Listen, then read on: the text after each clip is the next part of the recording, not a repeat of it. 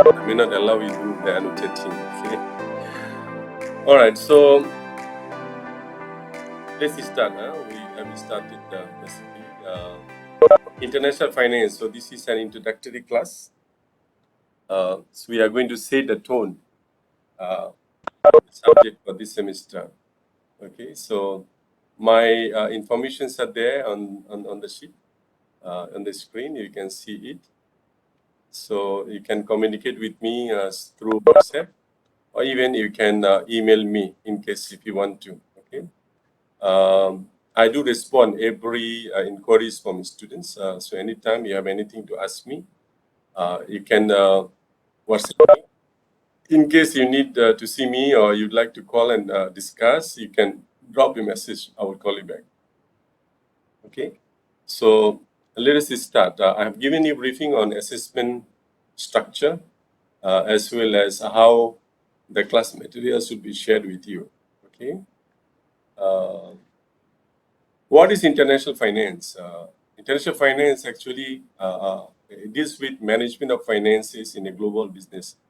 So you are talking about managing finance in the global trade and businesses. When a company cross borders in its business activities, the company gets involved with foreign currencies. So when it gets involved with foreign currencies, it's a matter of international finance. Okay, so it's not only about multinationals. Of course, a multinational company, when it gets into business, because it does have many branches and divisions in different countries, different setups in different countries. So they'll be getting involved with financings of different countries. That's where the question of international finance comes in. But at the same time, even if you are dealing a business in the domestic affairs in a country, but then somehow, if you would like to export some product to crossing the border to other countries, or if you are importing raw materials from other country for your business purposes, you will still involve in international finance. Okay, so that's how we are saying that international finance will explain how to trade in international market, how to exchange foreign currency, and thereby making some cash inflow for the business. Okay. In finance, we don't talk about profit; we talk about cash inflow, right? We know the difference between accounting and finance. Accounting basically talk about profit, but finance we talk about money bringing money. So we all talk about cash. Okay, cash. Always talk about cash. So cash inflow for a business. So international finance is an important part of financial economics. You have learned principle of economics in your first year of study, and you know economics deals with monetary and fiscal policies. So here we will be looking at more on monetary policies of countries. It does involve in the monetary transactions. Okay, so areas like exchange rate, monetary systems of the world, foreign direct investment, and many other issues associated with international finance management will be looked into in this course. Okay? So like international trade and business, international finance exists due to the fact that economic activities of business, government, organization get affected by existing of nations. We do have to understand that the whole world is globalized now. No country can stand alone. As human being, we cannot live alone. We need to socialize. We need to network. We need to mingle around with people. All right. So countries now, if a country uh, dreams of developing, then the country needs to socialize, need to network with other countries for businesses and other affairs. Okay. So it is a known fact that countries often borrow and lend from each other. We know the factor of production, right? Land, labor, and capital. That's what you learn in economics. So certain countries have abundance of land, but they are short of labor, and certain countries have lot of labor, but they are short of finance. Okay, and certain country got abundance of capital, where they are short of land and they are short of labor. That's what it is, right? In economics, we always say it's basically scarcity of resources. whichever country we talk about in the world now, they do have scarcity in certain factors of business. Okay, so every country, either they borrow or they lend. Okay, so the country short of finance, they will borrow, and the country having a lot of finances, they will lend the money to other countries. Okay, that's how it is. Okay, so in interest rates, we say many countries use their own currencies. So when we would like to use our own currency, and then we'd like to trade with others, we like to borrow from others, then of course different currency will come in. All right, and that's why we have to understand how currency exchanges works. Okay, for example, like today, one US dollar equals, say, for example, 4 ringgit. So if you are signing a deal today, and say since COVID is getting over, inshallah, soon, say for example in 1 hour time, one US dollar become 3 ringgit. So if you are signing a deal, long-term deal with your buyer or seller, then you might be gaining a lot or you might be losing a lot in long term. So that's why we have to understand how currencies, when it cross the border, works. In other words, how international finance works in an actual situation. Okay. So international finance, as I say, deals with basically economic interactions between multiple countries rather than narrowly focusing on individual market. So a company, when it gets involved in businesses in more than one country, it will get involved with monetary transaction, and thus international finance. The question of international finance comes in. So international finance, sometimes we do also call it an international macroeconomics. As we said that monetary interaction between two countries or more would be dealt with. Okay. So increased globalization, that's what I said earlier, has magnified the importance of international finance. Now the world has become globalized, and sometimes we call it a global village. Okay, so anything happening in Malaysia today will immediately felt in Singapore. Or anything happen today in US will be immediately felt in Malaysia. Okay, so any parts of the world happen, anything will affect others in one way or another. Okay, so that's how the world has become truly a global village. So we cannot ignore that fact. So once it's a global village, meaning what? We will be getting involved in multiple interaction and transactions. And that's where the international finance, the question of international finance, international currencies, all that will come in. A simple example of international finance would be, suppose a company is sending financial assets from US head office to Malaysia. Then what happened? The fund transfers between same ownership, same company, but it crossed the national boundaries. So this is an example of international finance. US, the company is sending financial assets or money to Malaysia. So US dollar is crossing to Malaysia. When it comes to Malaysia, and the company would like to deal with domestic buying, they cannot use US dollar. They have to use Malaysian ringgit. So that's where the international finance will come into action, right?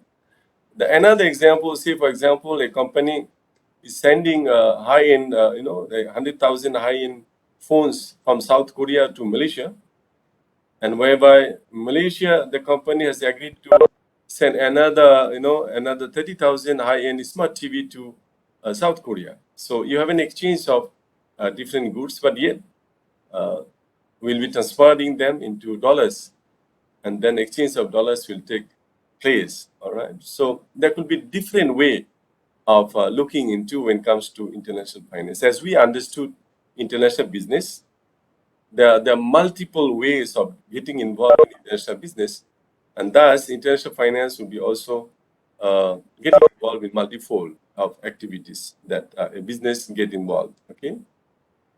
Why it is so important of learning international finance, or why it is so important of looking into international finance? Okay, so we said that international trade is one of the most important factors for growth and prosperity of economy.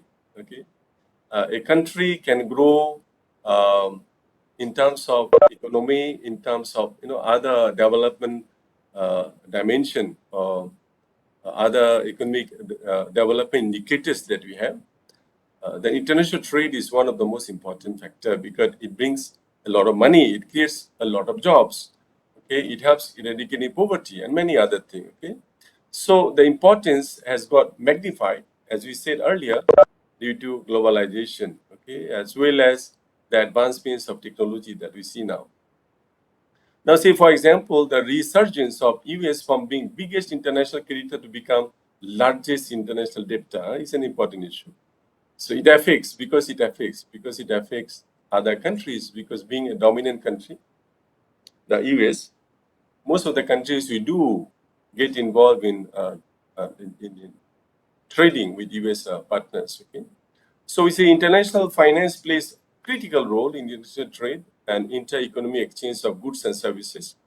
So it is important for a number of reasons. Okay, uh, number one, uh, it is an important tool to find exchange rates, compare inflation rates, get an idea about investing in international debt securities, ascertain the economic status of other countries, and judge the foreign markets. So there's so many things there you would understand and measure and follow if you understand international finance. So international finance become a tool. Okay, it become a tool. Okay, it become a tool to find out the exchange rates of different countries. You're comparing exchange rate between countries and among countries. You're looking at inflation rates among between the countries. Okay, so the many things that you look at when we study international finance. Later, I'm going to show you the coverage, uh, the thing that we cover in international finance course. So we'll understand how diverse could be the international finance course. So exchange rate is very important for international finance as they let us determine the relative value of currencies. As I said earlier, if one US dollar equals 4 ringgit now, I remember in somewhere in 1992, 3, I think it was one US dollar equals 2.5 or 2.4 ringgit. So ringgit was very strong at that time. Since 1999, Malaysia experienced the economic crisis. The ringgit value gone down, and it has improved a lot. And then again the COVID came in, and then the ringgit suffered some setback also. Okay, so currency is something of very important thing that we got to look at when we get involved in international business. Even sometimes we may not be involved in international business, and yet currency rate will still affect us. Okay, so um, looking at the exchange rate, if you just go to Google and you just type currency converter, and then you just type Malaysian currency ringgit and compared to, say, for example, Chinese yuan or US dollar or euro dollar, you will see the rate immediately. You can go online with the bank, and then also you can check with the bank the exchange rate. So the exchange rate you see in the morning and the evening, it could be different. So the exchange rate you see today, it could be totally different after 1 week. So that's how it is. It's a very volatile indicators of monetary, the macroeconomic areas, which is very important, which you will learn by understanding international finance. And various other economic factors also help in making international investment decisions. Okay, so those important elements, dimensions, also can be understood well if you understand international finance. We'll be looking into those issues, factors later. International finance has grown up in stature due to globalization, I've explained earlier. So it does help you to understand the basic in international organization. So we'll be looking at several things beside macroeconomic indicators. We'll be looking at financial institutions. There are regulatory bodies in the world, for example, the World Bank, IMF, and many other institutions. We got to also look at those who regulates the international business in the world. International finance system maintains peace among the nations. Without a solid finance measure, all nations would work for their self-interest. So somehow international finance, it works. It works to create peace among the nations who get involved in international businesses. Okay, so the international finance organizations like IMF, World Bank, provide a mediating role, managing international finance disputes.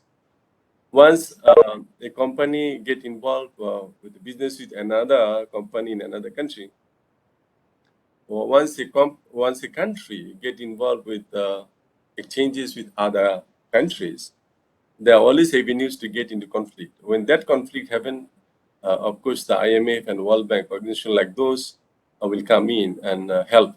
They'll play a mediatory role and solve the conflict between the two or more countries.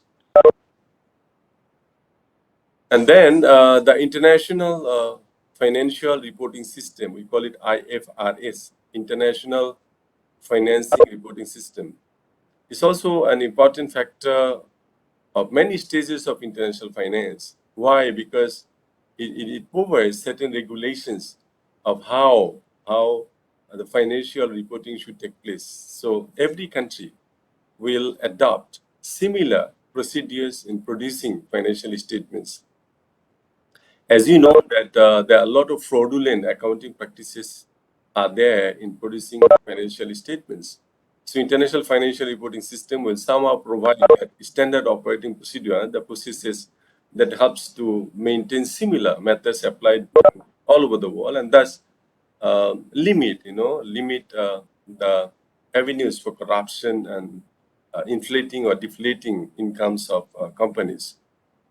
So IFR is basically part of international finance that also helps in saving money by following rules of reporting single accounting standard I have talked about earlier, right? So the very existence of an international financial system means there are possibilities for international financial crisis. I spoke it earlier. Once, even in a class when you attend, you will get into conflict at certain time because you look into your interests and your friend look into his interests. So definitely you may get into clash at some time.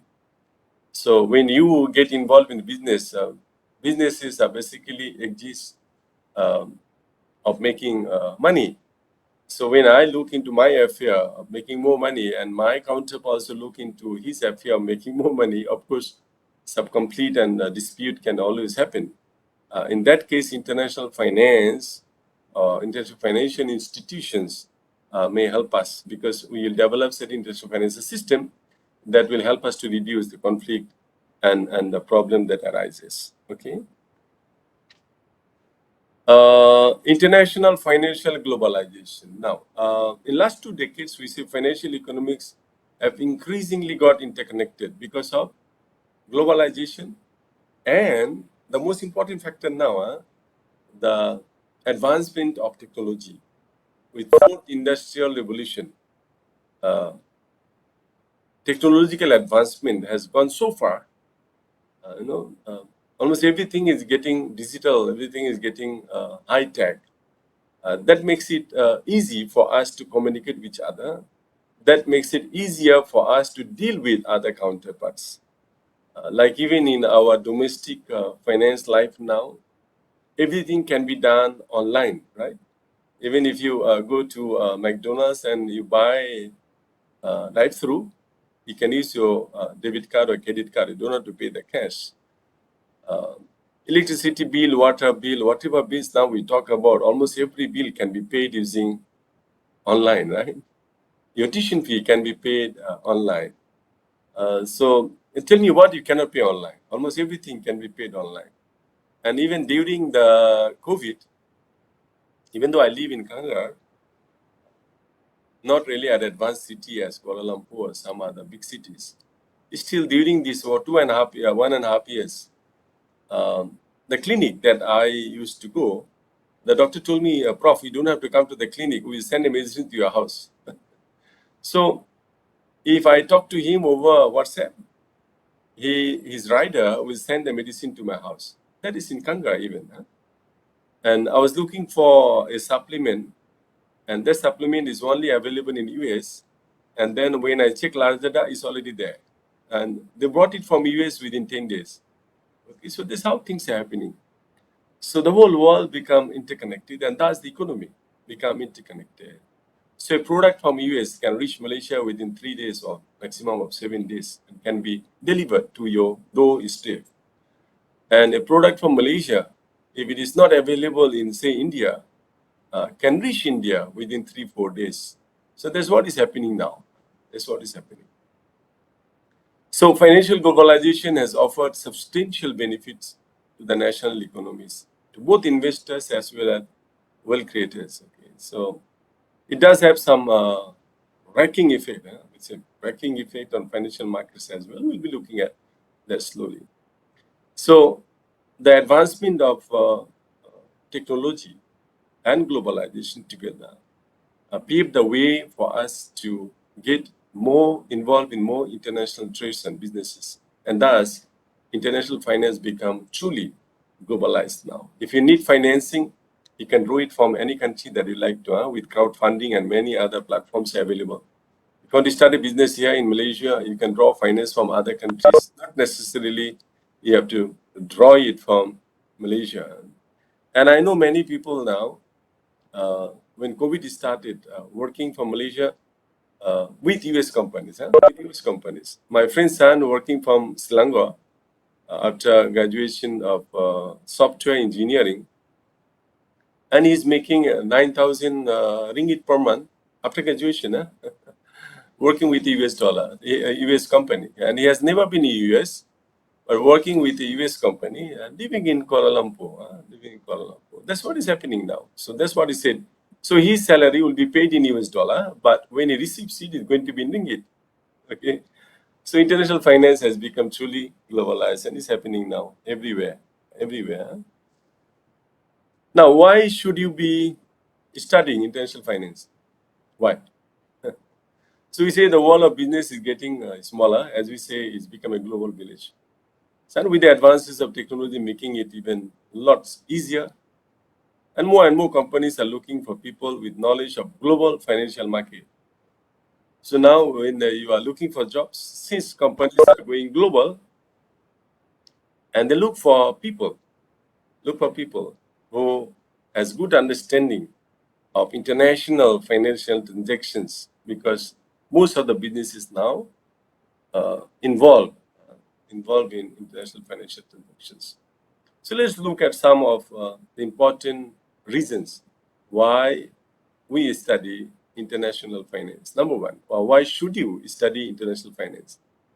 Number one, to see the world. So international finance, studying international finance is an excellent opportunity to launch your international career. So if you would like to have an international career, not necessarily crossing Malaysia, but living in Malaysia, but with the global skills that you learn from this subject, will help you even to further your career in this area. So we say that it's going to give you global skills, allowing you to move across the world, be employable in hundreds of major economic centers. So if you want to cross, you don't mind to cross borders, you can easily find jobs. If you have good understanding of how international finance works, you should be employable to any parts, any corner of the world. Okay, so you will develop a broad vision and understanding of changing role and nature of finance within the context of global marketplace. Later, I'm going to show you what I'm going to cover in this semester, and then you will see how it is. If you really follow me in this semester, my class, you'll have true understanding, good understanding of the international finance affairs. Okay, so we say that you will be also, you'll also become competent in dealing with international investment and financial transactions, international payment and exchange rates. That's what is happening now, right? So by studying international finance in Unimaps, sitting in back at home, since class is online, we are going to see the world, how the world economy works, how international finance works. Okay, so you are going to have feeling of how global markets, global business works sitting at home. Okay. Number two, help at home. Earlier we say you look at global, and then now you are helping at home. So we said you don't have to go far to put your international finance degree to use. The area is important for businesses when dealing with overseas companies and international markets. So studying international finance will provide you with knowledge and professional skills to develop a career in banking, financial institutions, or any other business dealings with international operations, which may include the areas of positions may include such as international credit and loan officer, financial advisor, global risk manager, treasury specialist, underwriter, international consultant, to say few. So there could be many more other jobs available in this area. So you are not only getting global vision and true understanding of how global businesses work, that skill will help you to find even jobs in your home country, okay? Helping your organization, companies, dealing business in your home country.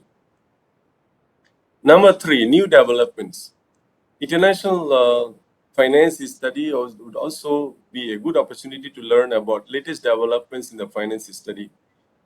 For example, we will be looking into international payments, how transaction takes place, fintech. You must be hearing this term now. The whole world business now driven through using fintech, financial technology. That's what you call. So all that digital business that you see, digital marketing, digital transactions, uh, the online buying and selling, online platform, whatever you see, these all are being run by using financial technology, fintech, which is very important. I'm going to have 1 week topic, and most probably your group projects will be on fintech. So digital banking, cryptocurrencies, and so on. So when you study international finance, you should be able to develop the understanding of latest uh, tools that comes in the world when it comes to financial transactions. Okay, so you will develop the ability of capability of understanding the latest technologies that governs the finance in a globalized world. The United Nations, for example, they say the cost, transaction cost between countries is now about 7%, but the target is making it 3%, and that is underway. It is about 7%. So first one, we said you will see the world by studying finance, right? You'll be helping your own nation. You'll be able to look at new developments. Number four is the universal skill. So through studying this subject, you will also learn a wide variety of advanced financial techniques that are applicable in a range of jobs and companies, both international and domestic. So you will learn how to raise funds. So that's where we're looking at how can you raise fund for a business from overseas market to international market, including issuing IPOs, issuing Euro bonds, syndicated loans or swaps, Islamic bond, which is what you call it, sukuk. Even we'll be looking at crowdfunding. We'll be looking at 1 week into the crowdfunding topic. So you will learn how to deal with international venture capital. So we are going to look at venture capital and business angels as well, together with international crowdfunding platforms. So meaning that while you study this subject at the end of the semester, you will develop some skills and equipment which are truly universal, meaning that it's applicable in Malaysia and applicable anywhere, any parts of the world that you go and try to work for. Okay. All right. So we look at why you should study international finance. There could be many other, but I put 4 dimensions, right? We said you look into, you see the world, you help at home, then you look at some universal skills, right? And you also go through some latest development that's taking place in the world of economy, right? Now, what are the driving forces of financial globalization? We are not talking about globalization alone. We are talking about financial globalization, meaning a company can raise fund from other countries crossing the border. A company can borrow fund from other countries, right? Can lend from the other countries in different parts of the world. So that's what is globalization, right? You can buy product from anywhere. You can sell product to anywhere, any parts of the world. And that's where the currencies, different currencies get involved and international finance will come in. So we said when we talk about financial globalization, there are four major factors. Number one, advancement of information and communication technology, that's what we call ICT, right? And earlier I said the fintech is actually governing the international business, international trade. So technological advancement have made market players and governments far more efficient in collecting the information needed. Okay? And then globalization of national economies. Globalization of national economies. You are talking about your own economy, domestic economy, and yet we make it globalized. So we have said economic globalization has made production, consumption, investment dispersed over various geographic locations. Okay. Now, and the third one, liberalization. Since every country aims to be developed and they want to have more and more businesses. As we understand, right, uh, in economic term, money cannot be uh, living idle, right? If you have money and that money doesn't bring any money to you, then for finance term, we will say the person is stupid. Money must bring money. That is finance, you know. So from economic perspective, we want to see that the money you have should be flowing through hands. So if I get involved in monetary transactions, economic activities, my money would be handed over to somebody, and that person also active in business, that money also goes to someone. So maybe money would be moving around more. That's what make it active economy. So when you have more active economy, the more jobs are created. You will attract more foreign direct investment. It will create more jobs. The country become developed. That's how it is. So you have to make the economy more accessible to everyone. So that's what it is. So every country, since they want the foreign direct investment to come in, because it brings money together with creating jobs for locals. So every country now liberalized the economy to make it fully accessible for everyone. Okay? And number four, the competition among intermediary service providers. Competition has increased multifold as you make it accessible to everyone, and as the technological advancement happening too much, so the competition also increased. When market is not accessible, there could be only few players, and thus the competition could be lower. So when market is open, of course, you will have more and more players coming every day. So it will be more, competition will be more. And not only that, earlier, like last decade, last 2 decades, we look into the banks playing important role in lending money to the businesses, so helping to raise fund for businesses. But now there are many non-bank financial entities came in, non-bank, and banks are struggling. Banks are struggling to survive. Okay, so the many institutional investors has emerged, and many multinational they have um, venture capital division. If a company making huge amount of profit, and what they do with that money, they look for good ideas of business, and they'll just go there and invest and take share of the businesses. Okay, so a new business doesn't have to really go to the bank to borrow or go to the bank to issue shares and raise fund. Even they can get the funding from venture capitalists. It could be individual, could be institutionalized investors. Okay, so there are four driving forces that you look at in terms of financial globalization. Right, first one you look at advancement of ICT. Number two, you look at globalization of national economies. Number three, liberalization of national financial and capital markets. And number four, competition among intermediary service providers.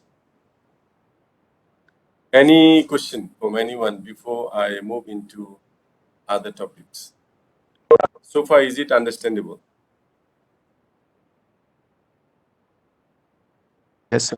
Sir. Can you follow me? Can. Can, huh? And any concern, any areas where you feel Not very clear. You need further elaboration, example, or discussion. Anyone? No, huh?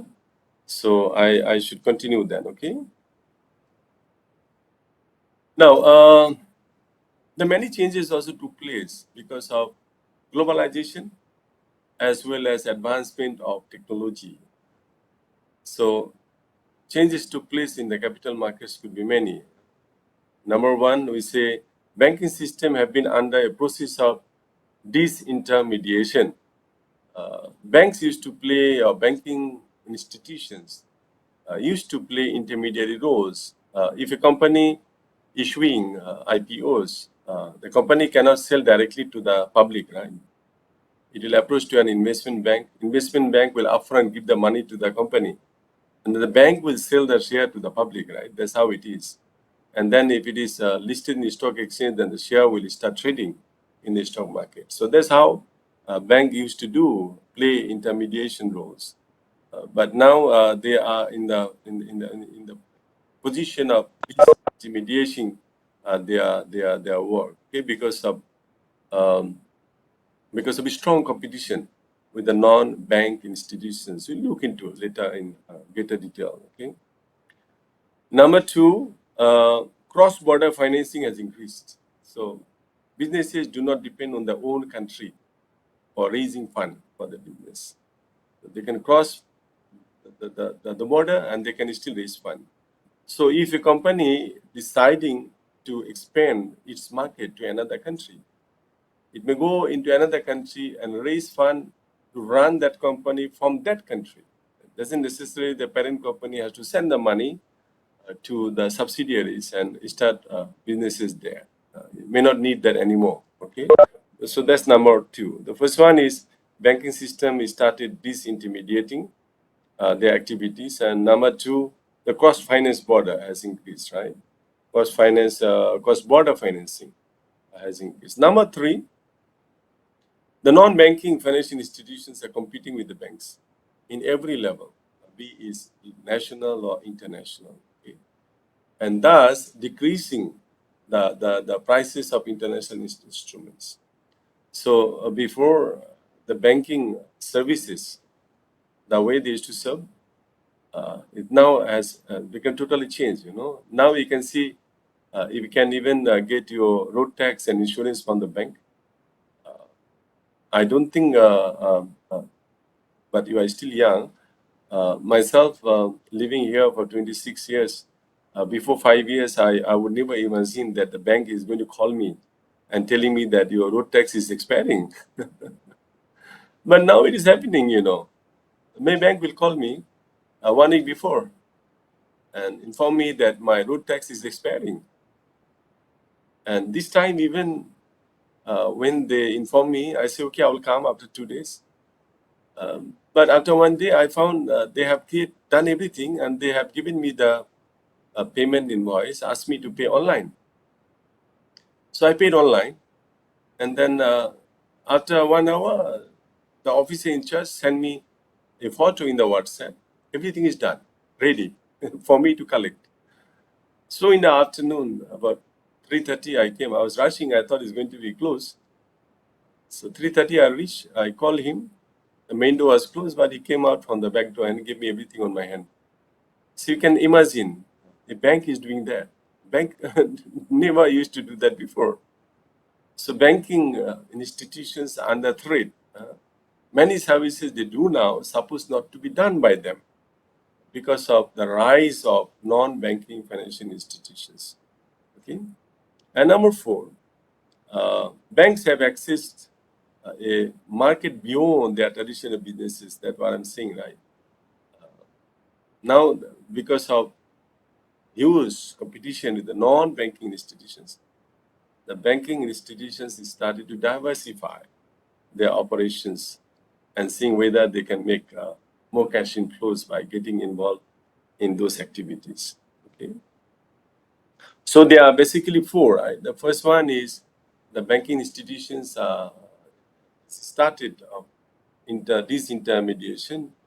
Number two is that the cross-border financing has increased a lot. Number three, non-banking institutions are competing with banking institutions locally as well as globally. And number four, bank has started diversifying its operation for their own survival. Okay. Now, what are the benefits of financial globalization? One of the major benefits of financial globalization is that the risk of a credit crunch has been reduced to extremely low level.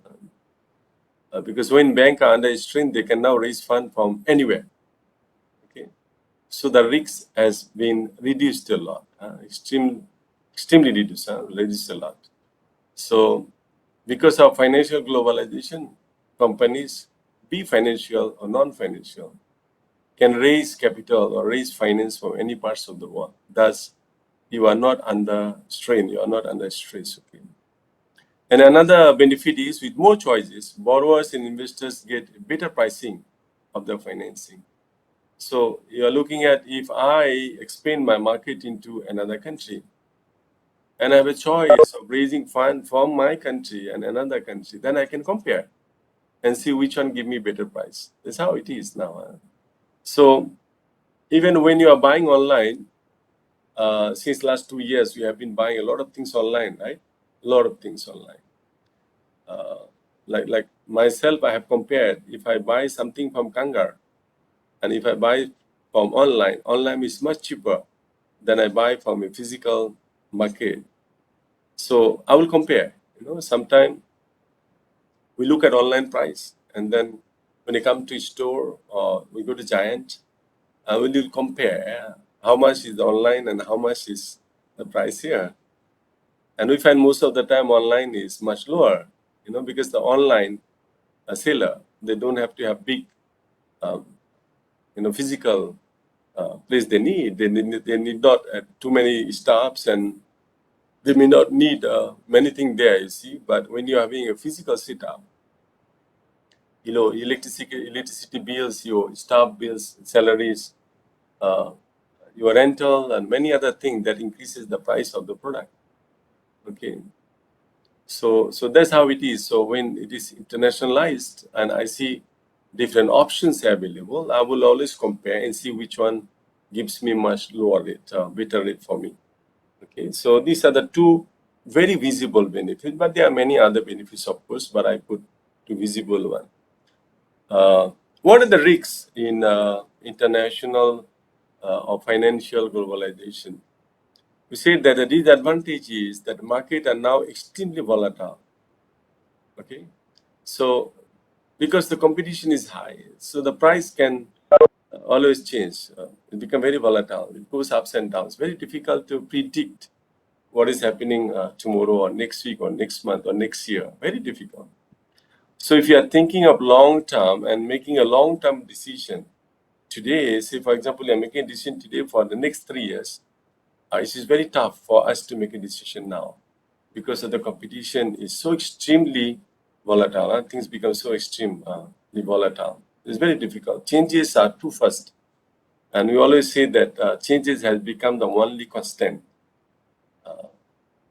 Experts in an area even have difficulty coping with the changes taking place in the society now. And with COVID-19 and all the latest technological advances that we see, we expect more volatile situation in the world in the future. Okay, and the second risk is with financial globalization, credit of the banks and businesses emerging market can now reduce their borrowing costs. However, emerging market with weak and poorly managed banks are at risk. So because now it's truly globalized, so banks in Malaysia would be competing with banks in US because funds can be raised from anywhere. Okay, and that's what has happened in somewhere in 1999 or 2000. I remember then Prime Minister. At that time, Malaysia has 44 banks. 44 banks. So the Prime Minister came down heavily, and he said, "I don't want to see 44 banks. I want to see 10 banks." So his instruction was the banking institution in Malaysia to somehow find ways to merge. and become bigger and stronger. So that's what happened in Malaysia. So you don't have many banks now. In 2001, there were only 10 banks when we had it before 44. So because the local banks were too weak to compete with the international banks. So the Prime Minister at that time, he somehow instructed and forced banking players to merge and become stronger. So 4 or 5 banks, they merged together, become one. The bank you see as CIMB, it was not CIMB. It was Asian Bank first, then become Bank of Commerce, then it become Bumiputra and Commerce, then now you see CIMB. It's all mergers of a few banks that you see now. Okay? So that's what is happening when you have financial globalization. You are competing globally. So you got to be very strong. If you are not strong, poorly managed, then you will be having difficulty coping and competing with international established banks. Okay.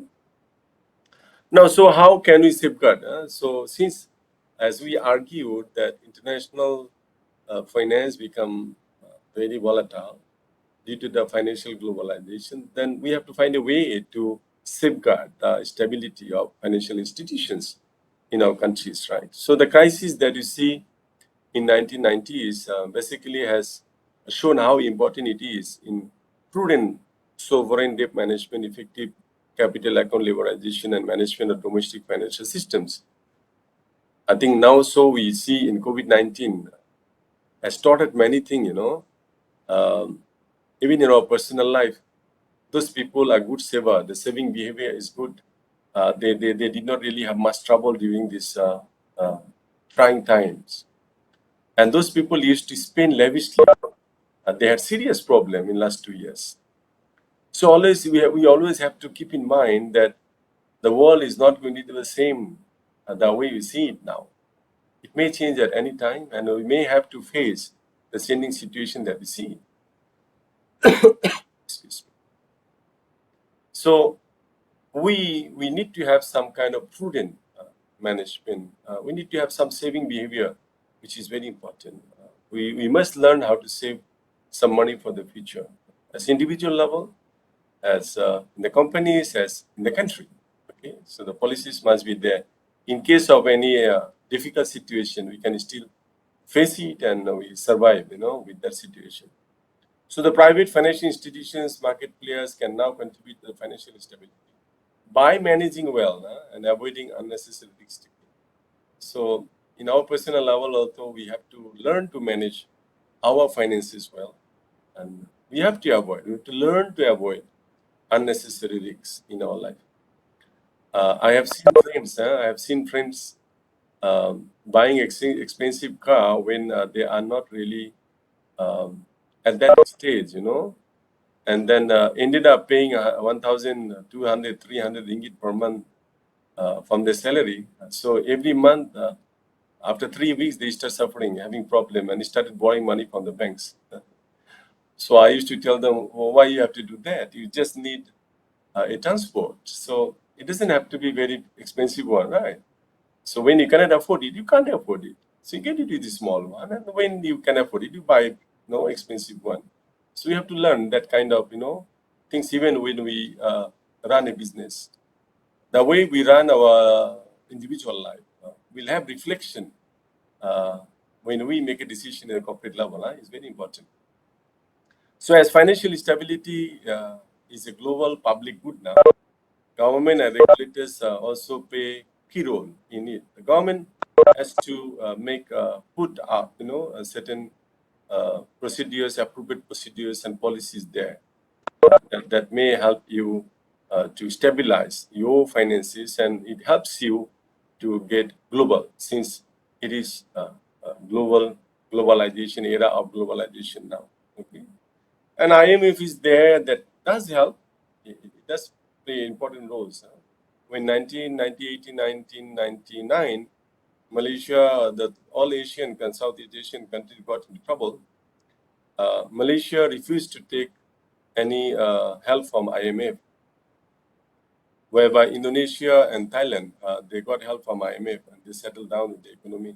Malaysia, they peg the currency rate, and Malaysia has its own way of settling down without getting help from IMF. But definitely, IMF is there, that does help many countries during the trying time, difficult time, to stabilize the economy of those countries. So the coverage, as I discussed so far, the coverage in international finance, when we analyze international finance, we do uh, cover some very specific areas. For example, like Mandel and Fleming model, they advocates that the interaction between goods market and money market is based on assumption that price levels of said goods are fixed.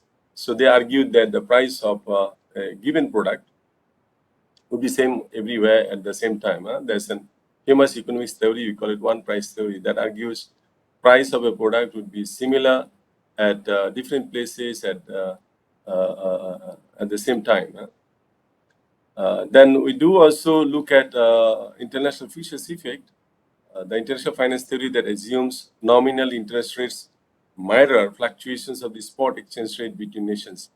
So we will look at that. We'll have 2 weeks topics on exchange rates, so we'll be learning more on that. And the optimum currency area theory, which argues that certain geographical regions would maximize economic efficiency if entire area adopted a single currency. So it is an argument by the optimum currency area theory that maybe a few countries can share the same currency. That's what the European countries tried. 13 countries came together and they launched euro currency. And UK decided to come out, and some problems were there, but definitely they gain more than they lose. Okay, so there is a theory there. But the whole world now basically they trade in using US dollar, right, mostly. Purchasing power parity. When we trade between countries, then we have to look at the purchasing power of customers and consumers from different countries. International finance does also cover that, looking at parity, interest rate parity, inflation parity, and all that. We'll be looking at that. Okay. So this course, as I have been saying, that will be of the essence to students in the international business program, to equip them with unique financial issues faced by corporation dealing with international business. Issues such as interest exchange rate risks, country and political risks, as well as opportunities such as access to foreign capital sources, investment, which about our globalization be examined. In short, the course will familiarize with the important concerns of financial management decisions in the international setting. So the detailed syllabus uh, may cover many areas. Okay, so we said that a subject matter may consist of issues raised by specific problems of economic interaction between two sovereign or more than two sovereign countries. So we will introduce main concepts and theories of international finance. I did talk about 4 theories earlier, but we'll be looking into more details, okay, as we go on. All right, and there'll be a wide range of areas will be covered in this subject, um, which I put it in this slide. Okay, this is a summary of the whole course learning. So today we look into introduction to international finance. Then after that, we'll be looking into international flow of funds, international financial markets. We'll be looking at exchange rate, currency derivatives, exchange rate movement, interest rate parity. We'll look at forecasting exchange rates, management of transaction, translation and economic exposure. We'll be looking at multinational capital budgeting, country and political risk analysis. We'll be also looking at international trade and short-term financing. So this is the comprehensive syllabus coverage of this subject. So when you complete this subject, you are expected to understand and learn all those issues, concerns related to the areas that is on the slide at this moment. Okay. So for today, that's what I prepared for you today. Since this is the first class, I do not want to bore you. And since it's online, and today's class in the first class, I cannot make it too interactive. But as I always prefer, and I would like to see students arguing with me, debating with me. That's what I want. I want a very interactive class, okay, rather than just one-way sharing, okay. So that's basically what I have for you today. If any question, concerns, any debates, I will really love to see from you. Okay, anyone has any questions, any concerns, please? Sir, Yes, easy. if I may, previously you mentioned that one of the risks of financial globalization includes where markets become more volatile. So, if I may use the previous year where COVID first came, I believe that many markets have experienced a prolonged decline in price. So can I classify this as, is this known as the bear market? And will we be learning more on this bear market in international finance? Well, the one we witnessed last 2 years was a very special case, right? With COVID-19, it's not a normal economic situation. So we may not be able to generalize that, but if you argue that is a fair market, definitely, because as long as the markets are open and accessible to everyone, it is a fair market. Okay, Z? Okay, thank Did I you. answer your And the question, opposite Izzy? of, yeah, you did. I just wanted to double confirm whether I got the term correct or not Yeah, your when term it is comes to. definitely correct. Definitely. And the contradictory of the bear market is bull market. Am I right, sir? Yeah. Okay. Thanks for clarifying. Any other question? Those of you can switch on the video, can you, if you don't mind? If you are okay. Those of you are available and make it online. Sorry, can switch on the video. At least I can see some of you. I know certain cases, especially girls, if you are not ready, you don't have to. That's how I can see easy now.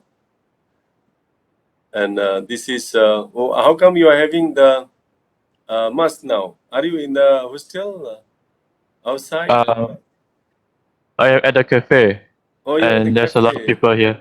Okay, okay, Yeah, good. Very good. You have to, I'm afraid the virus come to me, so I put on my mask. So all right. yeah, Very yeah. good. Encouraged. Very encouraged. Very much encouraged to do that.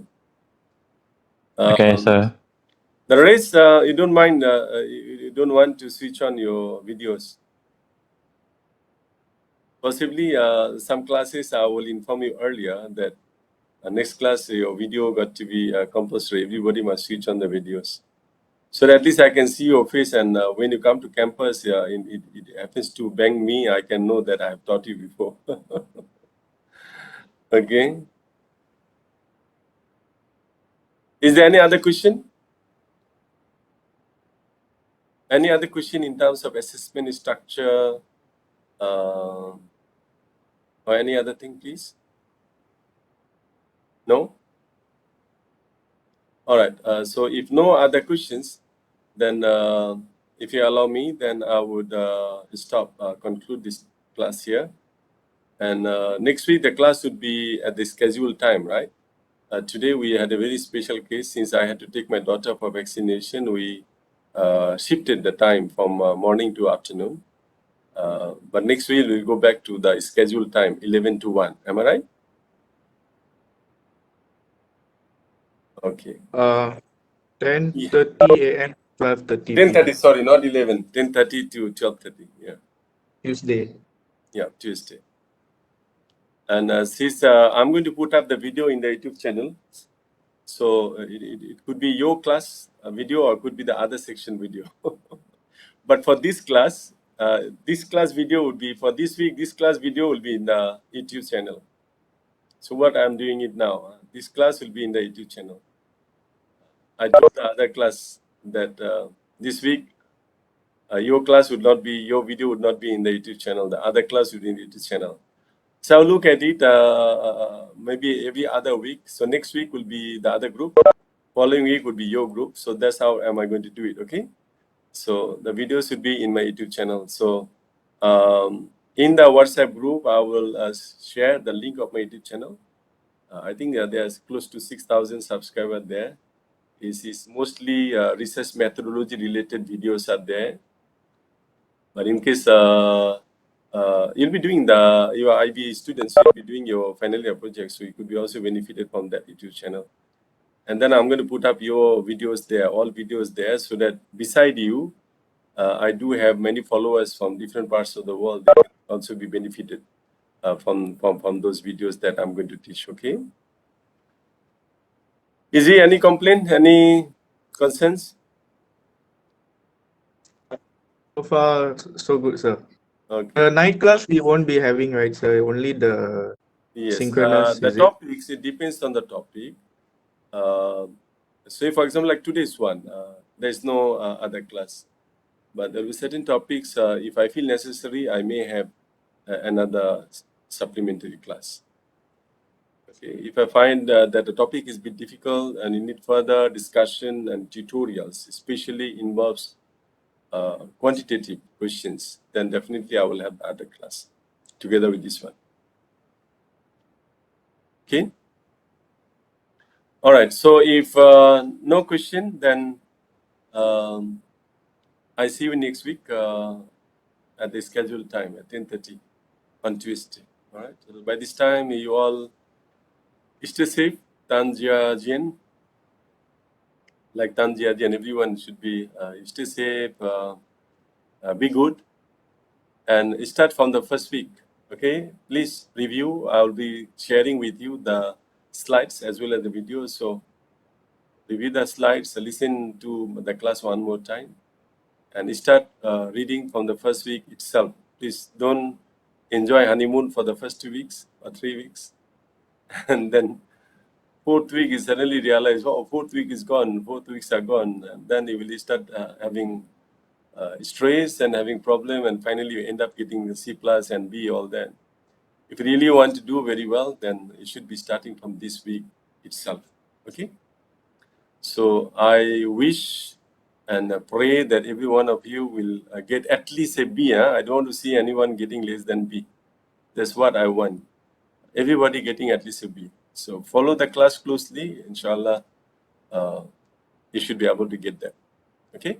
So with that, yes, Easy, you want to say something? No, huh? Sir, no, sir. Okay. So with that, thank you very much, and you all take care, and see you next week. Bye.